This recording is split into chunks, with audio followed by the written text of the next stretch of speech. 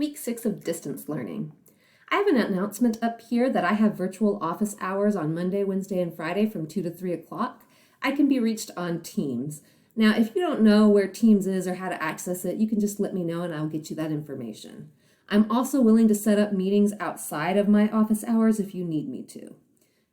Late assignments can still be turned in. This is still true. You can still receive full credit, so I'm not taking anything off for it being late yet for weeks 3, 4, and 5. But you better get that done quickly because I am going to start counting off points here pretty soon. Okay, so week 6. Here's your lesson plan. This video is what I'm recording right now. Your first task is to take a 10-question test over quadratics. So a review PowerPoint has been provided as well as a PDF. I know that sometimes people cannot open the PowerPoint, so that's why I gave you this option as well. And it'll give you some examples, okay, give you the definitions. It'll even show you an example of quadratic formula and solving by factoring. Okay, so once you've reviewed that, you can access the test right here. Now I need to leave student view so that you guys can see this. It'll be available on the 26th. Let's preview what this looks like. So you're going to have these 10 questions and then you need to submit them. I'm only going to answer one of them right now because I want to show you something about it. So let's say, I'm going to say the answer is A. Okay, let's see. If I move down here, let's go ahead and submit.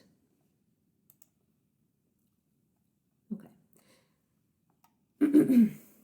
Now, whenever you submit, it is not going to tell you the correct answers, but it will let you know if your answers are incorrect. And sometimes it'll tell you why it's incorrect. So for example, on this one, I said, which of the following is a quadratic equation? I chose something that's actually linear, so that's why it's wrong. Okay, so that's how that one will go. Now, if you need to, you will have multiple attempts if you need to get your grade up to passing. Okay, so for task number 2, this is where things are going to get different. There's only one assignment that you have to do to turn in, and that's this quiz right here. So here's how this is going to go.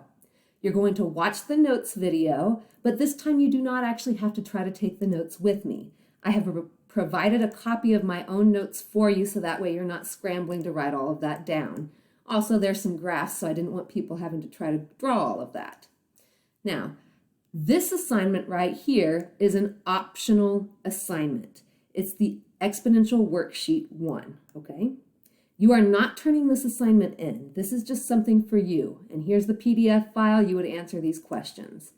Now, the reason we're making it optional is so that you know if you are doing these problems right or not, because I am going to upload the key and an explanation of each one of the answers. So that way, if you're struggling and you're not sure why you got a couple of those wrong, you can just find those questions on my video and find out. So once you have practiced some of that, then you can take the exponential quiz. And this is going to be a daily grade. So let's preview this. Okay. So it'll just look like this. For your A, B, and growth or decay, with A and B, do not type any labels like $ or anything like that. Just put the numbers. Here, you're either going to type growth or you're going to type decay. And that's it. Okay.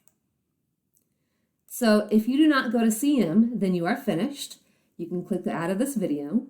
If you do go to CM, it is basically the exact same thing as what I had above. You just have slightly different tests and exponential quiz. It has been modified a little bit.